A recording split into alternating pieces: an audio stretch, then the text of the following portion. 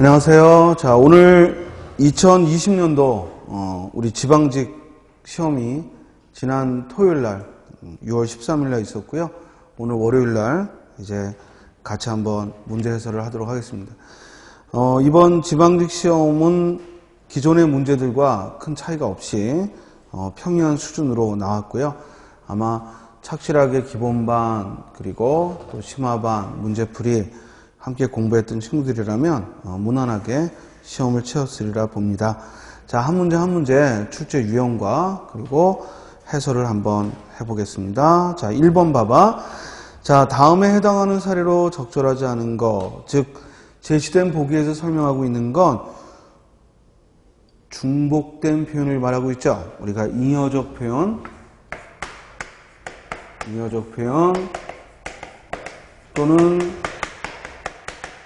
중복된 표현이라고 해서 우리가 문장 표현에서 조심할 점, 중의적 표현하고는 다르지. 중의적 표현은 해석상 둘 이상의 해석이 가능한 것이고, 이 중복된 표현은 불필요한 말이 더 들어가 있는 거죠. 예를 들어 역전압 그러면 이미 역전이라는 말에 역압이라는 의미가 있는데 또 앞을 써서 중복된 것이고, 또 피해를 당하다 할 때 피해했을 때 피가 당할 피자고, 그러므로 해를 입다, 해를 당하다 라는 의미가 있는데도 중복된 표현을 썼죠. 자, 그러면 1번에 형부터 먼저 해라. 자, 조사부터는 무엇을 시작한다는 의미를 가지고 있어요. 그러니까 먼저 해라 할 때 먼저와 중복된 표현이지. 형부터 해라 라고 해도 되는데 형부터 먼저 해라 그러면 중복된 표현이죠. 이처럼 중복된 표현은 불필요한 말이 더 들어간 것이니까 그 말을 빼도 문장의 해석에 지장이 없어야 되죠. 또 2번에 채훈이는 오로지 빵만 좋아한다. 이때 보조사 많이 이런 단독, 한정을 말하는 보조사니까 앞에 오로지라는 말하고 중복된 거죠. 즉 오로지를 빼도 채훈이는 빵만 좋아한다 라고 해도 단독의 의미를 갖게 되죠. 또 3번 발언자마다 각각 다른 주장을 편다. 이때 마다라는 이 보조사도 역시 한 사람 한 사람을 의미하는 보조사니까 발언자마다 각각 했을 때 각각이라는 부사는 역시 중복된 표현으로 쓰인 거죠. 그러나 4번에 그는 예의가 바를 뿐더러, 이때 뿐더러라는 조사는 예의가 바를 뿐더러 했을 때 뿐더러라는 말은 어떤 첨가의 의미, 그러니까 예의가 바르다, 거기에다 더 부지런하다 이런 의미로서 쓴 것이고, 무척이라는 말은 부지런하다를 강조하는 의미로 들어간 부사니까 이 리을 뿐더러라는 이 어미와는 무척이라는 말과는 관계가 없는 거죠. 따라서 4번은 중복된 표현과는 관계없습니다. 자, 여기 예의가 바를 뿐더러 했을 때 이 리을 뿐더러, 요 리을 뿐더러라는 이 어미이기 때문에 사실은 붙였어야죠. 바를 뿐더러 하고 붙였어야 되고요. 그때 리을 뿐더러라는 말은 즉 게다가 라는 의미에, 만약에 뒤에 부사어로 게다가 라는 말이 들어간다면 그때는 중복된 거겠죠. 이 리을 뿐더러라는 말 자체가 앞에서 얘기했던 사실에 더하는 내용, 첨가하는 내용이 뒤에 등장하죠. 부지런하다라는 말을 더해서 그는 예의가 바르고 부지런하다 이런 의미죠. 반면에 이 무척이라는 말은 그와 달리 강조해주는 의미를 가지고 있으니까 중복된 것과는 관계없네요. 1번의 정답은 4번. 자, 그래서 1번 문제는 즉 문법 문제죠. 즉 표현에 관한, 문법의 표현에 관한 문제로서 그동안에는 중의적 표현이 많이 출제가 됐는데 올해는 잉여적 표현, 중복된 표현을 물었습니다.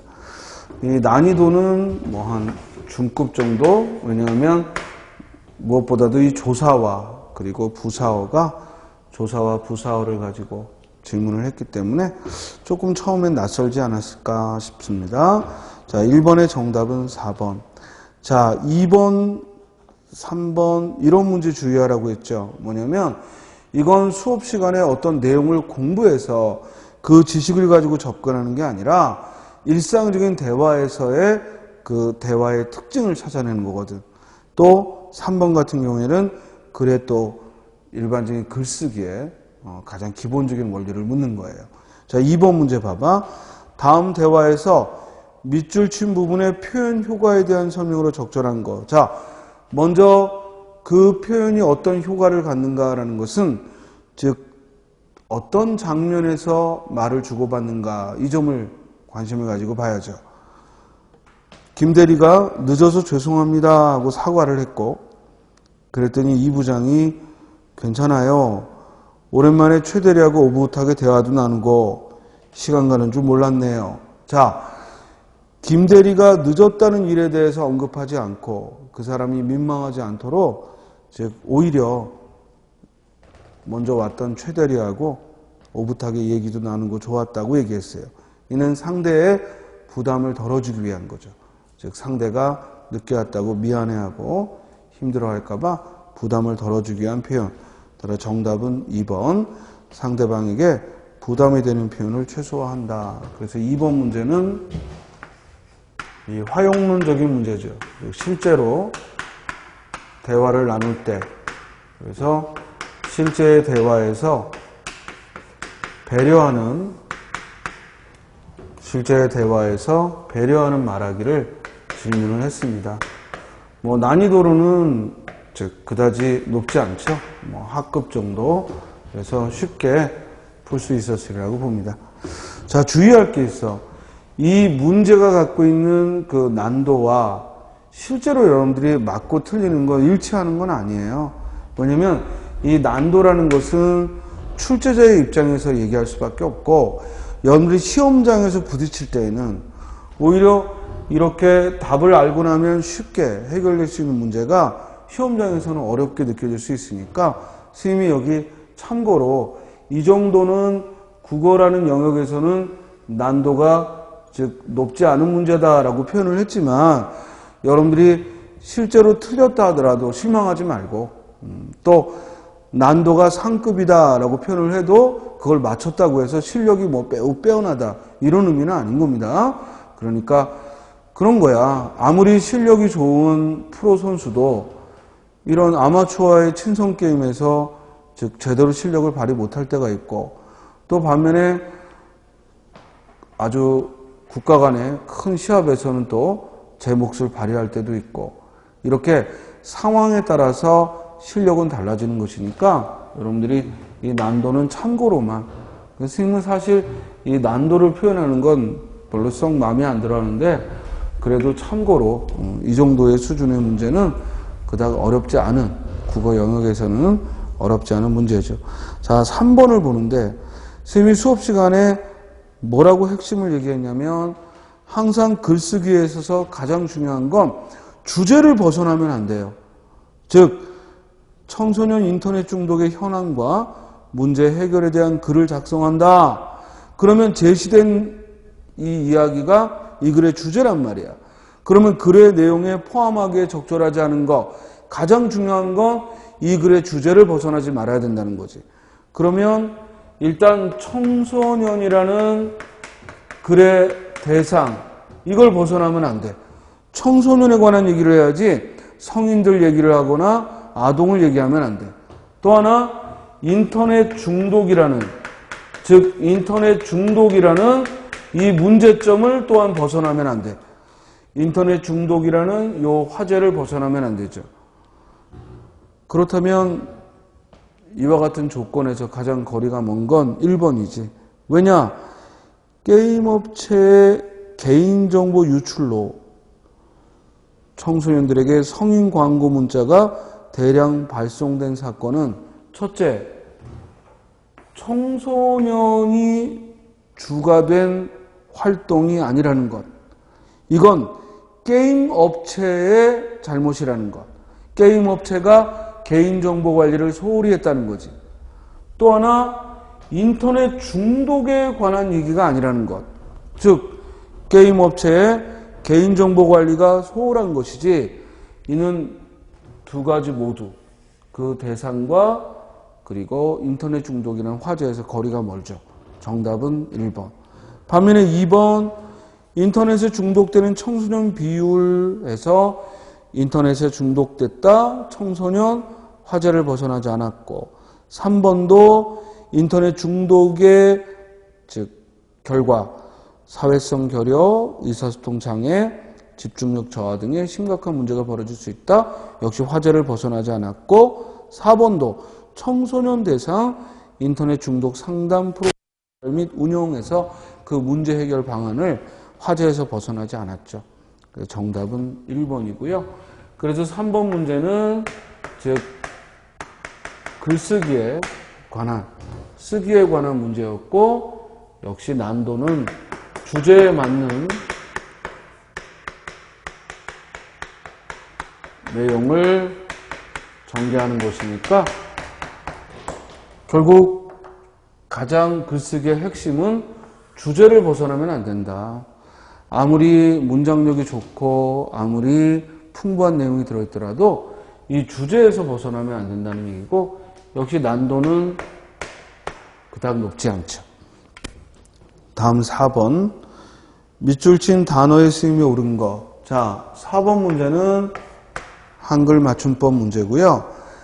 한글 맞춤법에서 우리가 그동안의 기출 문제에서 항상 반복해서 나왔던 문제죠. 그래서 쉽게 1번 한오라고 한. 자, 스님이 이 한글 맞춤법과 같은 이런 국어 지식, 즉 어문 규정에 관한 문제는 기출 문제를 벗어난 적이 한 번도 없어요. 즉 그동안 20여 년 우리 쌓여있는 국어 기출 문제, 그 기출 문제의 범위를 벗어날 수가 없습니다. 왜냐? 국어 선생들이 맞춤법에서 주의해야 한다고 생각하는 것들은 다시 한번 반복해서 출제를 하는 겁니다. 그리고 예문만 살짝 달라지는 것일 뿐이지. 그래서 기출문제만 충실히 했던 친구라고 해도 이 문제는 쉽게 풀 수 있죠. 왜냐면 한오라고와 하느라고의 구별은 여러 번 나왔던 것인데 이게 지금 출제의 그런 자료가 되고 있는 건 한글 맞춤법 57항이죠. 57항 구별해서 써야 될 말에서 나와 있는 예문이고 한오라고와 하느라고의 차이점, 한오라고 하고 노라고라는 어미가 들어가면 뒤에 반드시 뭐야? 공통된 동사가 나온다. 한오라고 한. 반면에 하느라고 했을 때는 동사가 뒤에 연결되지 않는다. 따라 정답은 1번. 자, 2번 대금을 결제하는 거잖아. 즉 이렇게 대금을 결제하다 할 때는 이 결제를 써야 하고 반면에 어떤 서류를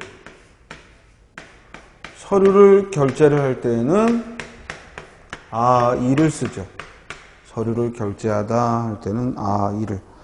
따라서 2번 틀렸고, 자 3번 걷잡다 할 때 걷잡아서 대충이라는 의미로 걷잡아서 할 때는 티읕 받침. 반면에 통제가 안 된다라는 의미로 걷잡을 수 없는 할 때는 디귿 받침. 걷잡을 수 없는, 걷잡을 수 없이 이때는 디귿 받침을 씁니다. 따라서 틀렸고 4번 행운이 가득하기를 기원하는 것으로 치사를 가름합니다. 이때는 A를 B로 대체한다는 뜻이니까 가름이라고 해야죠. A를 B로 가름하다. 반면에 가름하다는 언제 쓴다? 즉 둘로 나누다, 셋으로 나누다 이렇게 구별하다라는 의미일 때 가름하다라는 말을 쓰고 또 가늠하다는 언제 쓰죠? 즉 예측한다는 의미. 그래서 예상 컷을 가늠하다 이렇게 구별을 지어볼 수 있죠. 4번의 정답은 1번. 역시 난도는 높지 않았고, 자, 5번 문제 보는데요. 자, 선생님이 수업 시간에 늘 강조한 거, 현대문학은 시나 소설이든 내가 모르는 게 나온다는 걸 전제하고 공부한다. 절대로 알고 있는 게 나오리라 기대하지 말고, 내가 아예 모르는 것, 즉 한 번도 본 적 없는 작품이 나오면 그냥 당연하게 생각하고 풀면 돼. 안 그러고 내가 아는 것이 나와야 되는데 이러면 보지 못한 작품이 나오면 먼저 쫄아버린단 말이에요. 일단 마음에서 이게 출제자와 수험생이 서로 상대하는데 먼저 쫄아버리면 머리가 하얘져.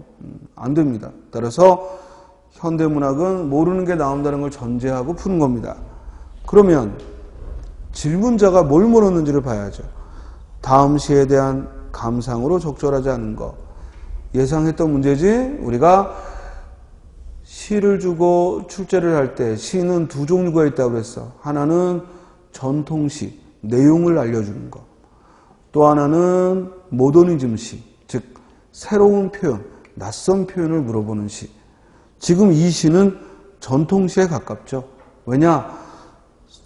즉 샘에 물을 길러가는 일을 화제로 삼아서 공동체 정신, 즉 서로 양보하는 이런 따뜻한 공동체의 태도가 나와 있죠. 내 집에서 그 샘으로 가는 길은 한 길이었습니다. 그래서 새벽이면 물 길러가는 인기척을 들을 수 있었죠. 서로 짠 일도 아닌데 새벽 제일 맑게 고인 물은 내 집이 돌아가며 길어먹었죠. 그러니까 내 집이 서로 가장 새벽에 맑은 물을 먹겠다고 다툰 게 아니라 서로 은연중에 한 집씩 돌아가면서 나누어 마셨다는 거예요. 순번이 된 집에서 물 길어간 후에야 또아리 끈 입에 물고 삽작 들어서시는 어머니나 물지개진 아버지 모습을 볼 수 있었죠. 집안에 일이 있으면 그 순번이 자연스럽게 양보되기도 했었고요. 그러니까 서로 물을 길러가면서 배려하고 또 양보하는 그런 공동체의 미덕이 잘 드러나고 있는 시죠.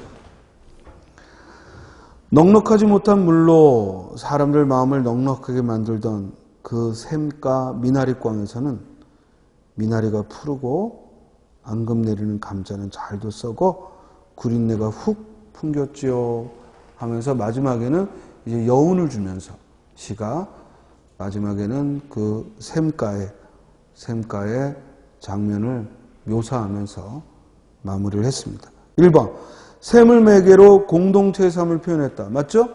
2번 과거 시제로 그렇죠. 길이 얻습니다.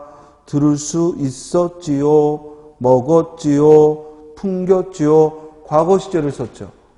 따라서 과거 시제로 회상의 분위기를 표현했다. 맞고 3번 공감각적 이미지로 자 이웃 간의 배려를 표현한 건 맞는데 공감각적 이미지가 쓰였냐라는 거야. 지금 이 글은요. 이미지가 주가 된 건 맨 마지막인데 쌤이 방금 말했듯이 미나리가 푸르고 그리고 감자가 썩어 구린내가 풍기고 이는 감각적 이미지가 드러나면서 여운을 주고 있고 따라서 이웃 간의 배려를 썼다는 것도 틀리고 공감각적 이미지가 아니라 미나리가 푸르다 시각적 이미지 그리고 감자가 썩어서 구린내가 풍겼다 후각적 이미지 즉 잘해도 복합감각이죠. 즉 두 가지 감각 이상이 나온 거지 공감각은 감각의 전이가 일어나야 되는데 감각의 전이하고는 관계가 없네요. 따라서 정답은 3번 4번 구어체로 썼죠? 구어체라는 게 뭐야? 대화하는 형태로 구어체라 하면은 대화하는 형식으로 이웃과의 정감 어린 분위기를 표현했습니다. 정답은 3번. 그래서 역시 한민복의 그 셈이라는, 우리 시험에는 처음 출제된 시고 여러분들 수험서에도 없죠. 따라서 처음 등장하는 시지만 내용을 중심으로 하는 전통시라 쉽게 내용 파악이 됐으리라 봅니다. 자, 6번을 보면요.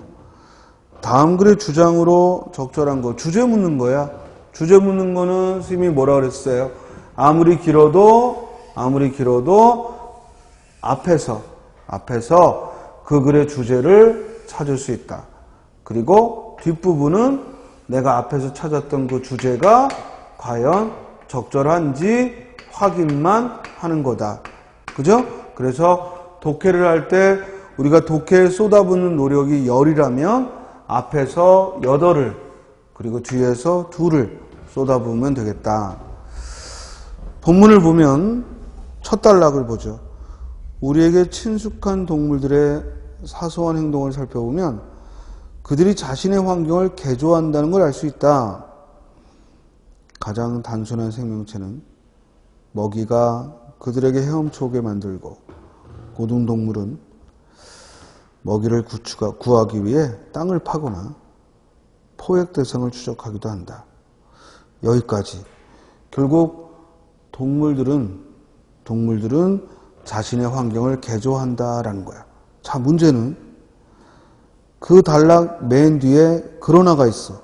그러나 이런 설명은 생명체들이 그들의 환경 개변에 능동적으로 행동한다는 중요한 사실을 놓치고 있다라고 해서 이 글의 주제에 반대되는 게 아니라 이때 그러나는 그 앞문장에 대해 강조하는 표현을 썼을 뿐이고, 그러므로 이 글의 주제는 동물들은 자신의 환경을 개조한다. 이게 포인트죠.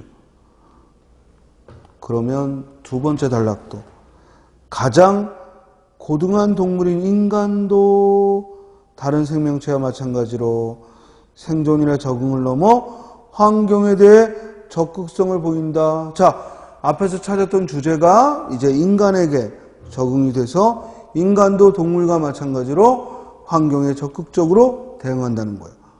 그러면 답은 몇 번? 3번이죠.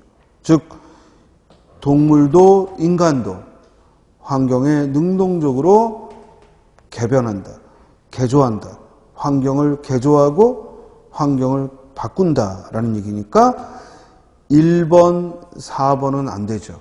왜냐면 1번, 4번은 인간만의 서술이니까. 이거는 인간만을 서술을 한 게 아니라 모든 동물들이 그렇다는 얘기고, 그리고 인간도 동물이니까 그렇다 하고, 두 번째 단락은 첫 단락의 부연이야. 그러므로 이 글의 주제는 모든 생명체는 자신의 환경을 능동적으로 바꾼다라는 거죠. 그래서 정답은 3번이죠. 자, 다음 7번으로 갑니다. 이번에는 역시 한글 맞춤법 문제로 용언의 활용을 물었는데, 이거 수차례 출제된 거고 또 스님이 수업 시간에 강조했던 거지. 이 머무르다라는 말의 준말이 머물다고, 이렇게 본말과 준말이 있을 때 둘 다 허용하면 그 활용에 있어서 머무르다는 머무르다대로 활용하고 머물다는 머물다대로 활용을 하는데, 자음의 어미가 올 때에는 머무르고 머무르지, 이렇게 자음의 어미가 올 때에는 본말이든 준말이든 각각 활용하면 되죠. 머물고 머물지. 그런데 문제는 모음의 어미가 오면 모음의 어미는 이 본말에만 쓰이죠. 머물러. 이 머무르다에 어가 오면 머물러. 그러나 머물다라는 준말에는 머물어 하고 모음의 어미는 올 수 없다. 이거 수차례 출제됐던 거고, 그리고 여러 차례 수업 시간에도 강조했던 겁니다. 따라서 쉽게 1번 틀렸다 찾을 수 있죠. 머물었다 안 됩니다. 준말에는 뭐가 못 온다? 모음의 어미가 활용할 수 없다. 한글 맞춤법 규정이고 용언에 활용해서 주의할 점이야. 따라서 머물렀다가 아니라 뭐라고 써야 돼? 머물렀다. 머물렀다라고 해야죠. 정답은 1번. 자, 머무르면서, 머무르다에 자음의 어미, 면서가 왔으니까 머무르면서. 또 3번에 서툰. 자, 우리 서투르다, 그 준말인 서툴다. 그런데 자음의 어미 니은이 왔으니까 서투른이라고 해도 되고 서툰. 왜냐면 니은의 어미가 오면 리을은 탈락하니까 서툰, 서투른 둘 다 쓸 수 있죠. 맞고 또 4번 서투름으로 맞게 했습니다. 따라 7번의 정답은 1번. 자, 8번 문제는요. 한자성어를 물었는데 사실은 서울시보다 이 지방직 문제가 즉 더 한자성어는 좀 쉬웠죠. 서울시가 좀 낯선 한자성어를 냈는데 이 지방직은 모두 다 한 번씩 출제됐던 그런 한자성어라 쉽게 맞췄으리라고 봅니다. 최근 출시된 A사의 신제품이 뜨거운 호응을 얻고 있다. 이번 신제품의 성공으로 A사는 B사에게 내주었던 업계 1위 자리를 탈환했다. 이게 포인트야. 즉, 한 번 빼앗겼던 자리를 되찾은 거죠. 그러니까 2번 권토중래. 그래서 권토중래하면 잃었던 땅을 회복한다라는 의미고 정답은 2번. 자, 3번은 아니 1번은 토사구팽이죠. 토사구팽, 즉 사냥이 끝나면 사냥개를 잡아먹는다라는 건데 그건 이 말의 고사성어의 설명이고 뜻은 쓸모가 닿으면 버린다는 거야. 쓸모가 닿으면 버린다. 토사구팽. 3번 수불속권.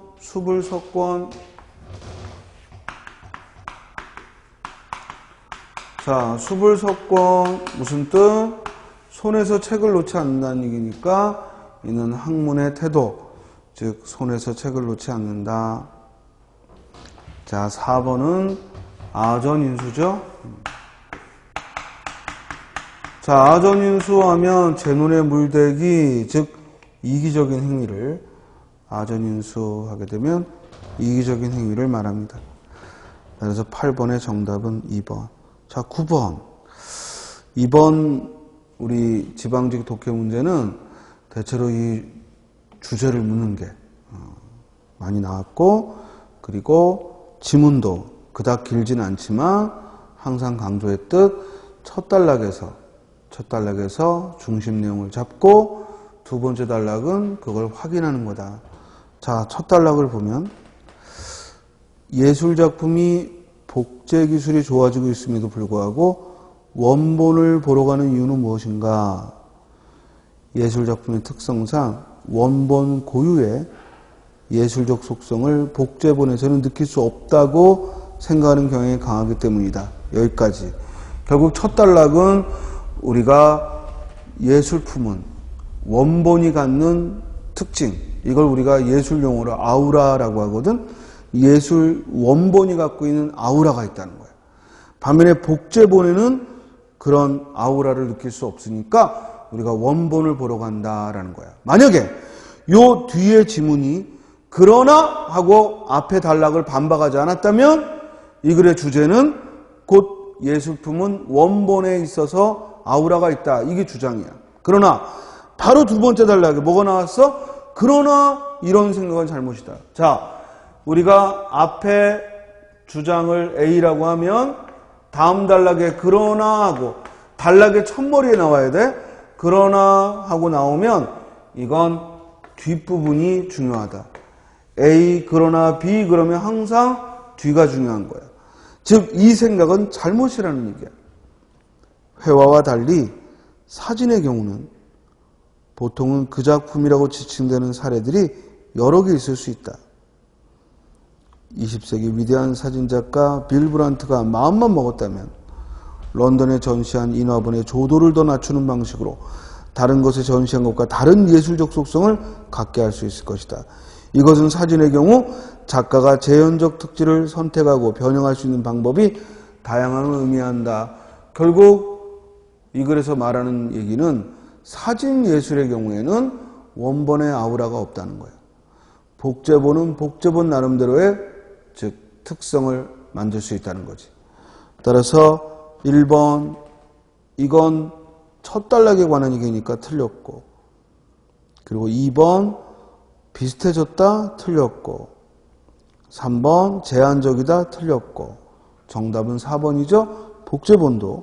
복제본도 즉 원본과는 다른 예술적 특성을 담보할 수 있는 것이 바로 현대 예술의 특징이 되는 겁니다.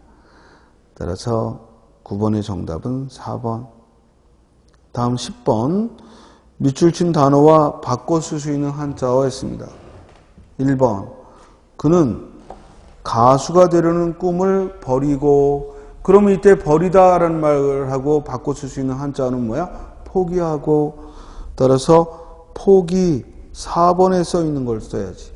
포기하면은 4번에 포기하다 4번 선택지에 나와 있는 걸 써야 되고, 1번 선택지에 있는 건 유기죠. 유기.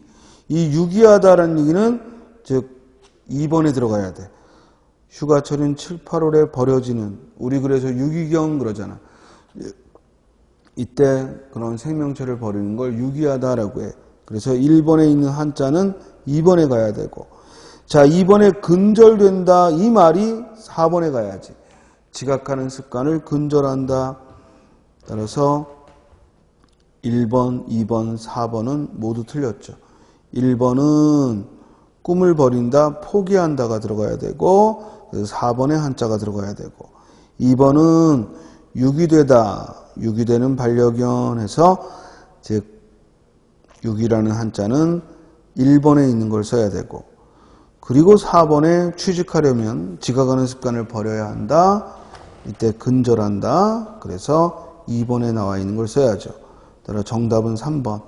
그는 집 앞에 몰래 쓰레기를 버리고, 투기죠. 즉 쓰레기를 투기하다, 몰래 던져놓는다, 투기하다, 쓰레기를 투기한다, 몰래 던진다, 버리고 간다라는 의미입니다. 정답은 3번. 사실은 우리말로 물었어도 이걸 구별하는 게 쉽지는 않은데, 이 한자까지 써놓으니까 우리 학생들이 한자를 또 못 읽어서 또 실수하지 않았을까 싶어요. 10번 문제는 그래도 우리 학생들의 입장에서는 난도가 좀 높다라고 볼 수 있네요. 자, 11번. 기억 리을에 대한 고쳐쓰기 표현으로 적절하지 않은 것. 선생님이 그랬죠. 고쳐쓰기 문제는 내가 먼저 고치면 안 된다고. 그죠? 내가 먼저 고치고 보면 안 되고, 이미 선택지에 고쳐놓은 것을 보고 맞다, 틀리다를 판단하자고. 그러면 1번. 꽃펴지고는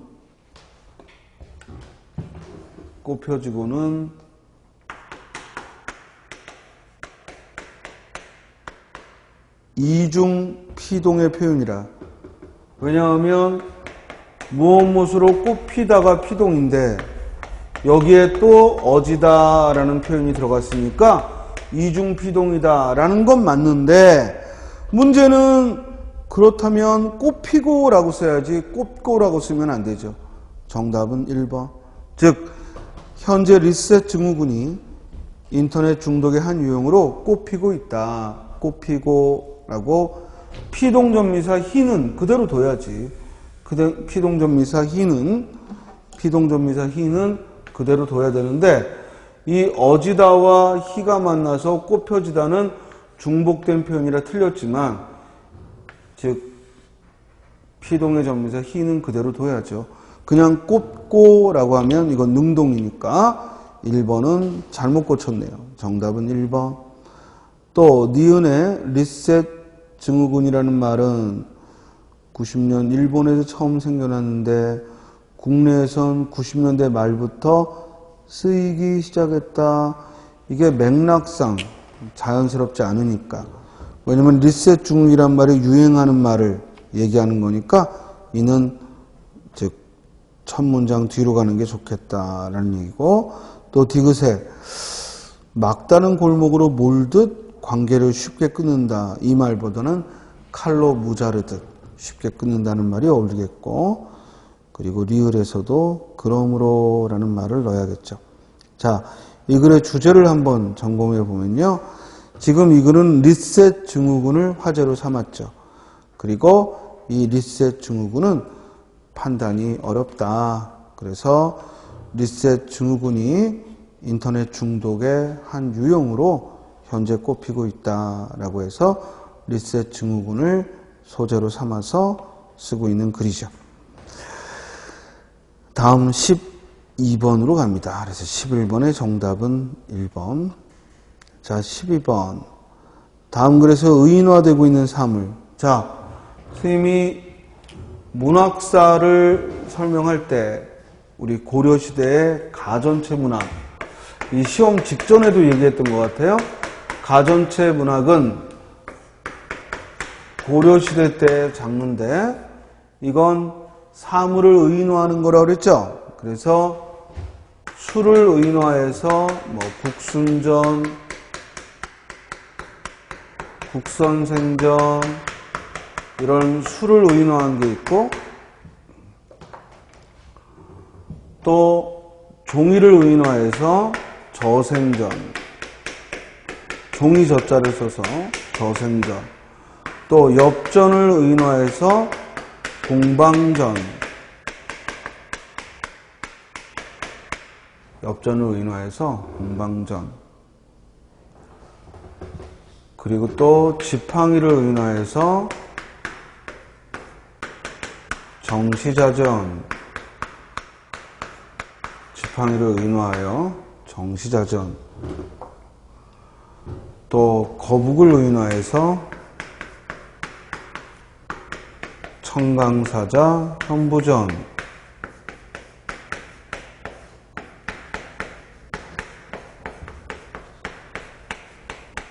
자, 이렇게 사물을 의인화하여 쓴 이런 글을 가전체 문학이다라고 해요.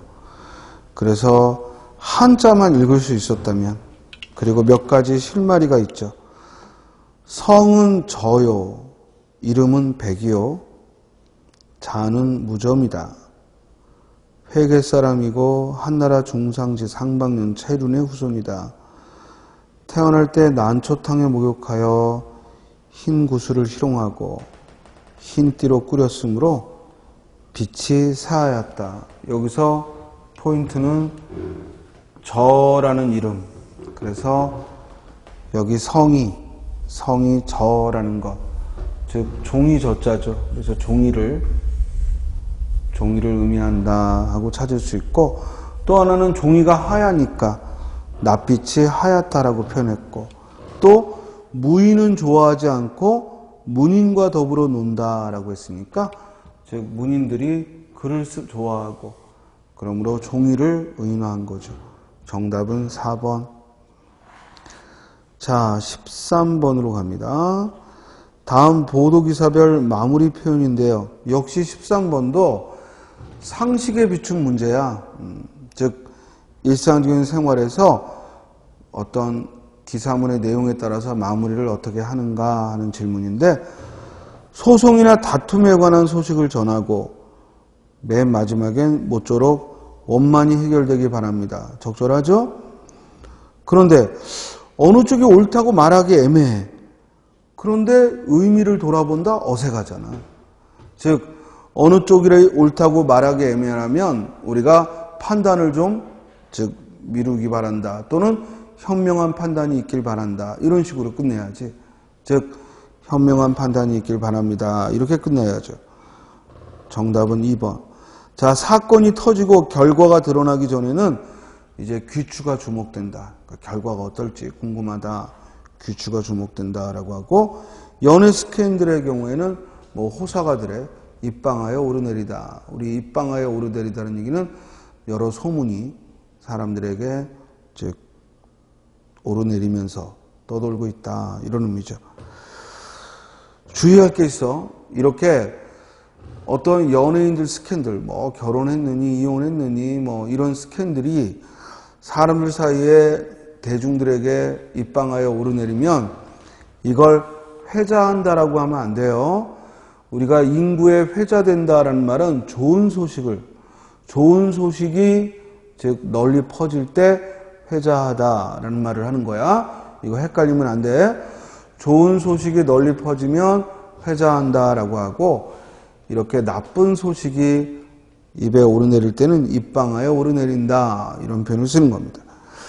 13번에 따라 정답은 2번.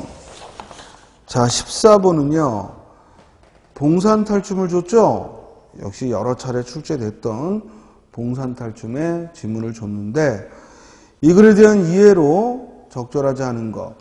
자, 내용을 아는 거니까 곧바로 선택지로 가면 선생님 저는 봉산탈춤을 처음 보는데요. 그러면 너는 공부 제대로 안 한 거죠.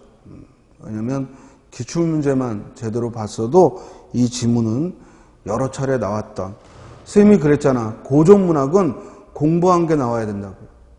고전문학은 공부한 게 나와야지 공부하지 않은 게 나오면은 못 풀어요. 못 풉니다. 그러니까 이 봉산탈춤을 보고 내가 처음 대한다 하는 친구들은 학습 방법을 바꿔야죠. 그리고 그동안의 공부가 아직 미흡했다. 기간이 충분치 않았다. 또는 엉터리로 공부했다는 얘기죠. 자, 봉산탈춤이고 1번 양반들이 자신들을 조롱하는 말뚝이를 야단치죠. 양이는 뭐야? 하고 맞고, 새님과 서방님은 부채와 장죽을 두고 춤을 추며 등장하죠. 이건 뭘 풍자하는 거냐면 양반들을 희화화하는 거라고 그랬어. 우스꽝스럽게 표현하는 거죠. 엄숙해야 될 양반이 춤을 추며 등장하고 있다는 것은 즉 양반들을 희화화하는 태도지. 3번 말뚝이가 국거리 장단에 맞춰 양반을 풍자하는 사설을 늘어놓는다. 아니죠. 국거리 장단에 맞추어 흥겹게 등장하는 거야. 양반들을 데리고 흥겹게 등장하고 또 마지막에는 국거리 장단으로 춤을 추며 퇴장하니까 이는 화제를 바꾸는 그런 역할을 하지 결코 사설을 늘어놓은 게 없죠. 사설은 뭐냐면 이야기인데 말뚝이가 국거리 장단에 맞춰 춤을 췄지 이야기를 늘어놓은 적은 없지. 정답은 3번. 도련님이 방정맞게 굴면서 새님과 서방님의 얼굴을 부채로 때렸다. 맞죠? 밑글에 나와 있는 사실이고, 이는 뭘 의미하냐면 양반 삼형제가 모두 모자란데 이 도련님이 제일 모자란 놈이다 하는 걸 보여주는 거지. 역시 양반을 희화화하고 있습니다. 13번의 정답은 3번이죠.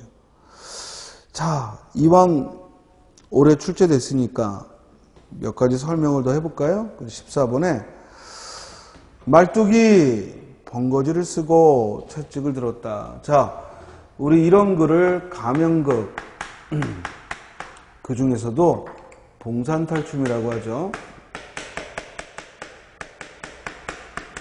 자, 이는 우리의 전통극이기 때문에 현대의 희곡과 그 구조가 유사하죠. 대화로 돼 있고 그리고 지문이 있고 대사가 있어요. 다만 차이점이 있다면 이 가명극은 현대의 희곡처럼 유기적이지 못하고 에피소드별로 즉 극이 전개돼요. 그걸 우리가 이 피카레스크식 구성이다. 아니 옴니버스 구성이다. 그러니까 이야기마다 독립적이죠.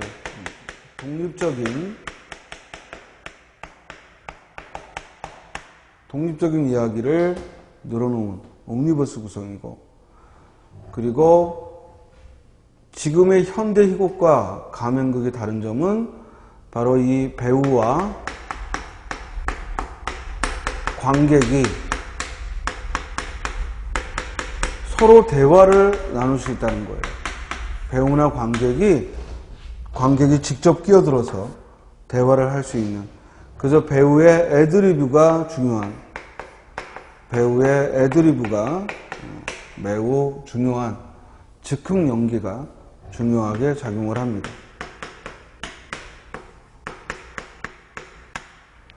그리고 가면극은 이 무대에 제약이 없습니다. 즉 공연이 펼쳐지는 장소가 곧 무대이기 때문에 이 가면극은 현대 희곡과는 달리 무대에 제약이 없다 하는 점도 가면극의 특징이죠. 자, 말뚝이 번거지를 쓰고 채찍을 들었다. 자, 번거지 그리고 채찍, 이런 단어에서, 번거지나 채찍 이 단어에서 우리는 말뚝의 신분이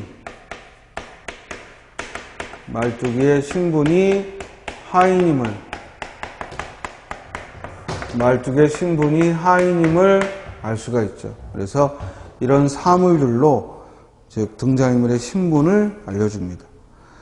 국거리 장단에 맞추어 양반 삼형제를 인도하여 등장. 여기서 국거리 장단은 어떤 역할을 한다? 바로 장면 전환의 역할을 하는 거야. 그래서 극의 앞부분과 끝부분에 동일하게 국거리 장단이 들어간다는 것은 곧 이는 장면 전환의 역할을 합니다. 장면 전환의 역할을 하죠. 자, 양반 삼형제 말뚝이 뒤를 따라 국거리 장단에 맞추어 점잔을 피우나 어색하게 춤을 추며 등장, 밑줄 치고. 어색하게 춤을 추며 등장한다는 것은 아까 설명했던 것처럼 양반을 뭐한다? 희화화한다. 양반을 희화화한다. 즉 우스꽝스럽게 표현했다 이 말이야. 양반을 희화화하는 특징을 갖죠. 양반 삼형제 마지는 새님이고 둘째는 서방님, 끝은 도련님이다. 새님과 서방님은 흰 창옷에 관을 썼다. 자, 흰 창옷과 관 밑줄 치고, 도련님은 남색 쾌자에 복권을 썼다. 남색 쾌자 복권 밑줄 치고. 이런 옷차림이, 즉 옷차림이 뭘 말해준다? 그 등장인물의 신분이 양반임을, 그 등장인물의 신분이 말뚝이와는 달리 양반임을 보여주는 거죠. 그런데 새님과 서방님은 언청이며, 이때 새님과 서방님이 언청이다, 즉 장애가 있다는 거야. 이거 역시 뭐 요즘 시대 같으면 장애가 있는 거에 대해 함부로 말한다면 이건 인권 문제라 호되게 우리가 혼이 나겠지만, 당시에는 이렇게 장애가 있는 인물로 표현함으로써 인물을 희화화하는 거죠. 즉 우스꽝스럽게, 그래서 양반들을 우스꽝스럽게 표현한 거죠. 부채와 장죽을 가지고 있고, 도련님은 입이 삐뚤어졌고, 이 도련님도 역시 정상이 아닌 모습이지. 부채만 가졌다. 도련님은 대사는 일절 없으며 형들과 동작을 같이 하면서 형들의 면상을 부채로 때리며 방정맞게 군다. 아까도 말했듯이 이 삼형제 중에서 도련님이 가장 모자라다 이 말이지. 얘네들이 다 더맨더맨 형제들인데 도련님이 가장 모자라다는 얘기야. 자, 말뚝이 가운데쯤 나와서 쉬. 자, 여기 쉬 하면은 음악과 춤이 멈춰요. 그래서 쉬라는 이 말뚝의 대사는 장면의 전환과 관객의 집중, 즉 장면 전환과 관객의 집중을 노리죠. 양반 나오신다. 양반이라고 하니까 노론, 소론, 호조, 병조, 옥당을 다 지내고 삼정승 육판서를 다 지낸 퇴로제상으로 계신 양반인 줄 아지 마시오. 밑줄 쳐. 계잘량이라는 양자에 계다리 소반이라는 반자 쓰는 양반이 나오신단 말이요. 우리 이 구조를 뭐라고 한다? 언어 유희. 즉 말장난을 하고 있죠. 언어 유희가 사용되어 말장난을 하고 있습니다.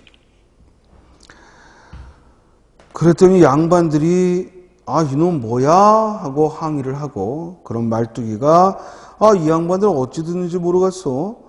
노론, 소론, 호조, 병조, 옥장을 다 지내고 삼정숙 육판서를 다 지내고 퇴로제상으로 계신 이성원내 삼형제분이 나오신다 그리하였어. 즉 말뚝의 변명이 이어지고요. 그리고 다시 양반들이 이생원이라네 하고 만족하는, 그러면서 국거리장단으로 춤을 추며 극이 끝나죠. 그래서 이 봉산탈춤의 제7과장인 이 양반춤의 그 구조를 보면 먼저 말뚝이의 조롱, 그리고 양반의 항의, 양반의 항의, 다시 이에 대해 말뚝이의 변명,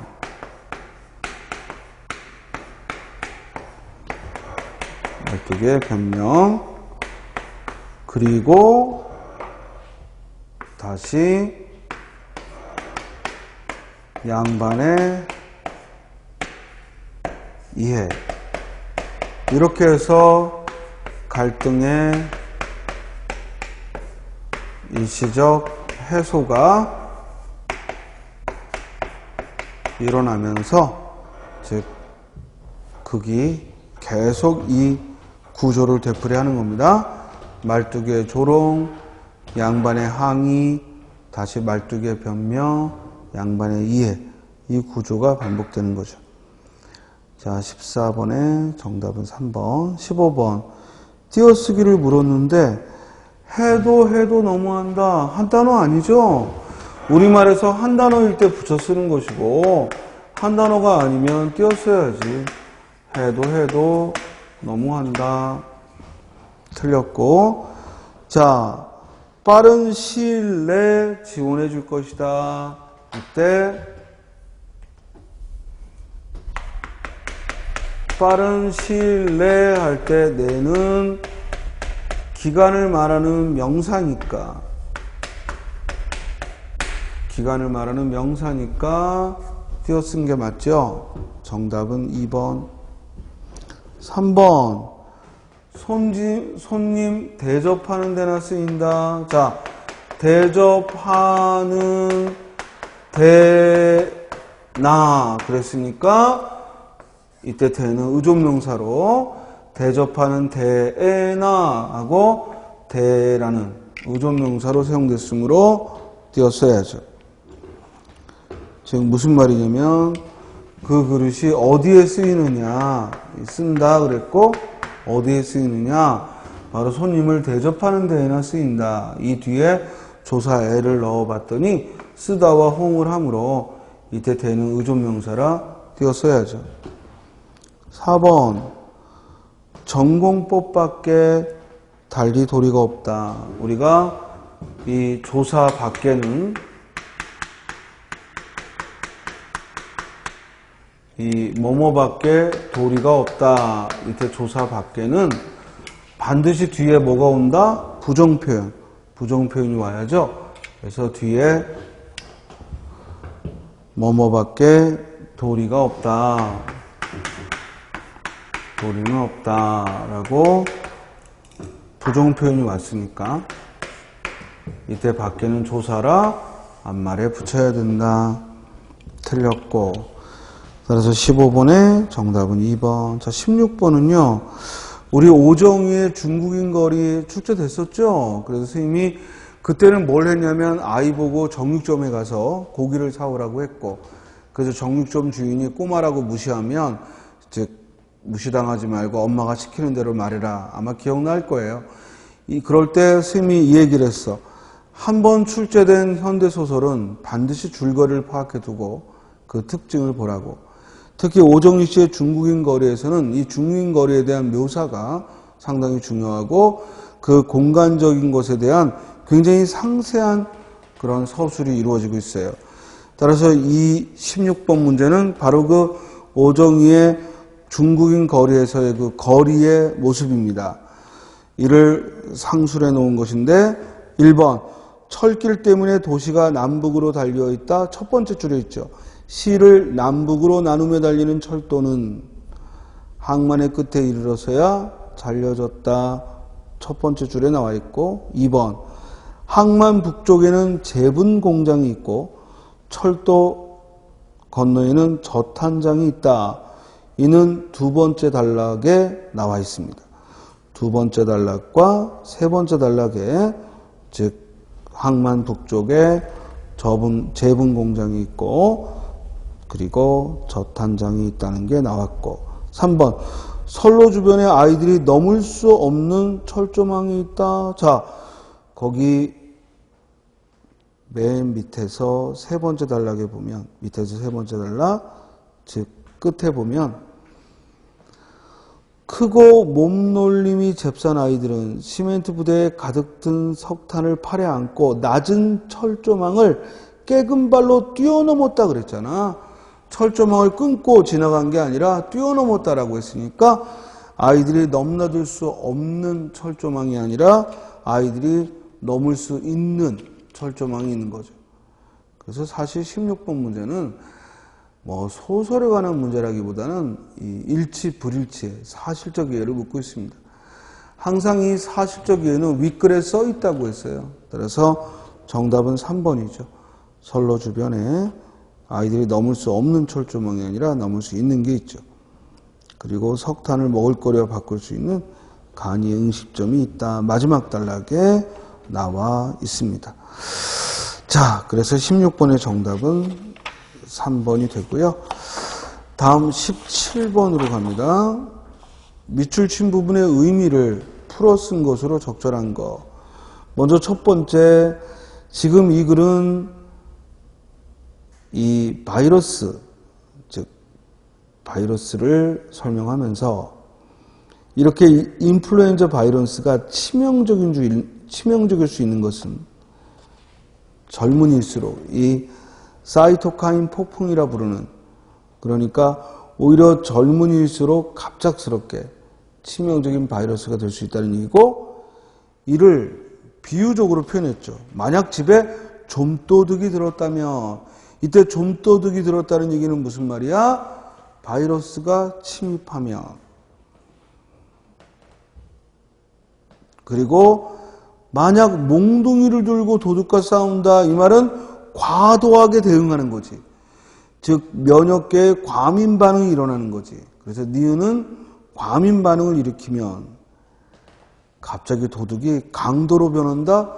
즉 그냥 평범한 바이러스가 치명적인 바이러스가 된다는 거지. 정답은 3번이죠. 그리고 승리의 대가는 뭐였지? 죽음이었지. 그래서 극심한 폐렴 증세가 아니라 오히려 죽음에 이르는. 그러니까 이게 무슨 말이냐면 젊은이는 면역체가 강하기 때문에 오히려 바이러스를 쉽게 물리칠 수 있지만, 또 반면에 젊은이의 면역체계가 과도하기 때문에 바이러스도 더 과격해진다는 얘기죠.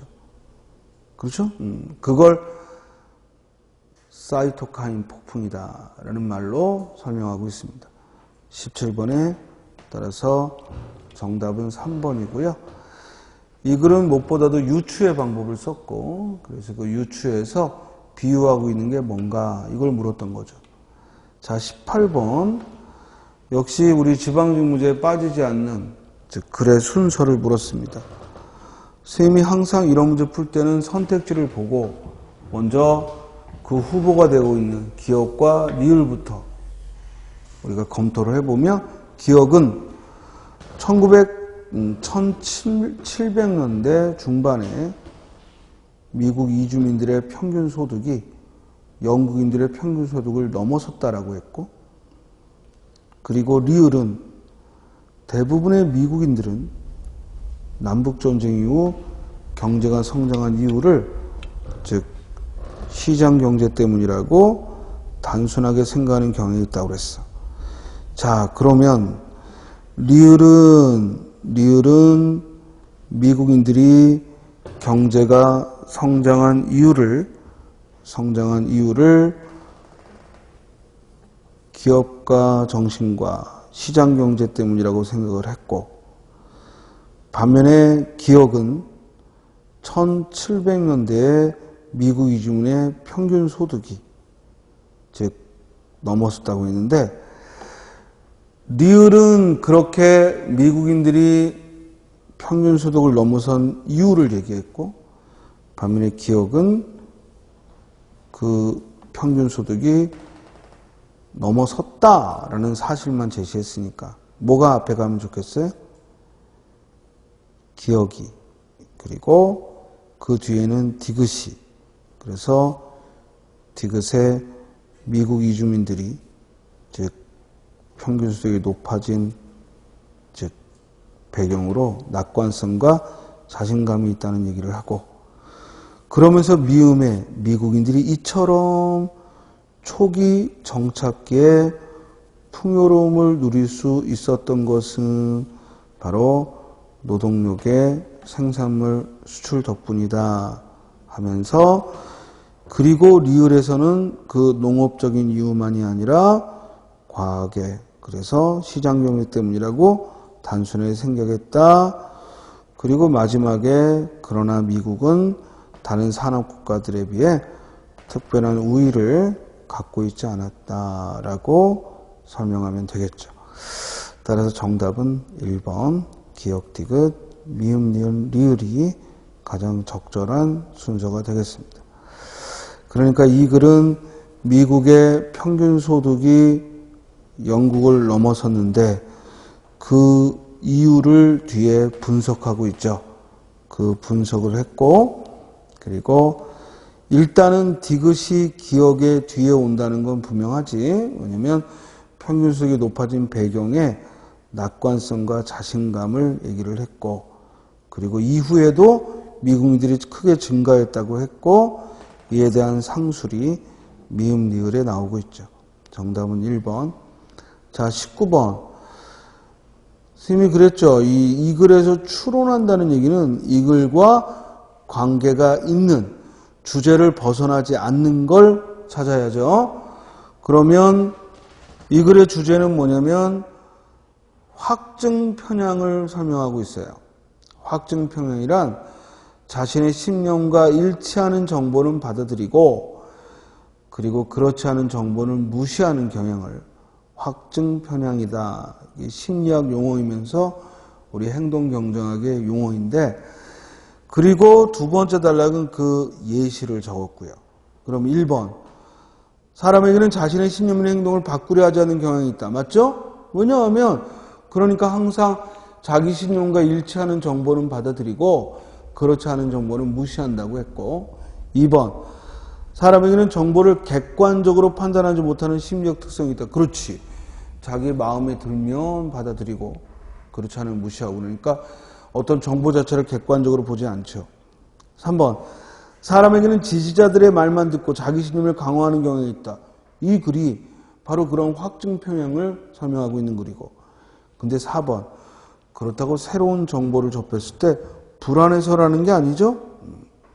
새로운 정보에 대해 불안감 때문에 새로운 정보를 받아들이지 못하는 게 아니라 기존의 내 신념과 일치하는 정보라면 그건 받아들이고, 내 신념과 다른 경향이라면 그때는 무시한다고 했지 불안해하는 것과는 상관이 없네요. 그래서 정답은 4번이죠. 19번에. 자, 20번은 이 주몽신화인데 얘도 몇 번 출제됐죠. 근데 지문은 익숙한데 이번에는 뭘 물었냐면 밑줄 친 행위의 주체가 같은 것을 물었어요. 자, 첫 번째 기억에 몸을 피하면 이 동작의 주어는 뭐야? 유하지. 유하가 몸을 피한 거고. 또 내다버리게 했다. 이때 주어는 뭐야? 금화왕이지. 금화왕이 내다버리게 한 거고. 자, 껍질을 깨고 나왔다. 이 주몽이죠. 한 아이가 껍질을 깨고 나왔다. 주몽이고. 자, 리을에 활 잘 쏘는 사람은 역시 주몽을, 즉 일반적인 활 잘 쏘는 사람은 주몽이라고 불렀다는 거죠. 그런데 미음에 없애지 않는다면 이때 없애려고 하는 건 누구야? 금화왕이죠.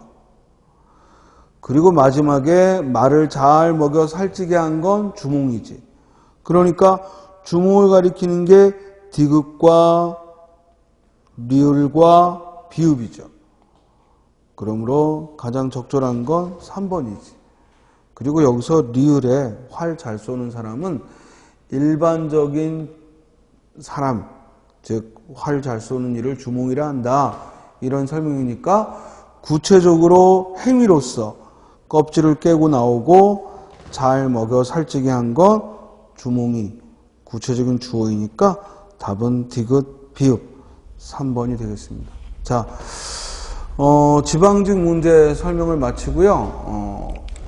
이에 대한 문항별 분석이나 이런 건 또 자료로서 제시하도록 하겠습니다. 시험 치느라고 고생했고요. 문제 하나하나를 보면 그렇게 어렵지는 않은 문제지만 이걸 또 시간 내에 여러분들이 풀려고 했다면 나머지 과목들과의 또 균형해서 어느 정도 시간이 소요됐는지에 따라서 점수는 좀 차이가 나리라고 봅니다. 그리고 사실은 문항 하나하나는 이 난도가 높지가 않았다는 거, 상당히 충분히 풀 수 있는 그런 평소의 지방직 문제에서 크게 벗어나지 않는 유형, 새로운 유형이 하나도 없잖아요. 그리고 특히 지문들이 봤던 지문들이 많이 등장하고, 그리고 주제를 묻는 문제들이 또 비슷한 문제들이 나오고 있고, 맞춤법이나 문법 문제도 어렵지 않게 풀 수 있는 것이라 한 제대로 공부한 친구라면 그래도 8, 90점은 맞아야 좀 기대해 볼 수 있다, 이렇게 생각해 볼 수 있습니다. 예, 문제 푸느라 고생했습니다. 수고하셨습니다.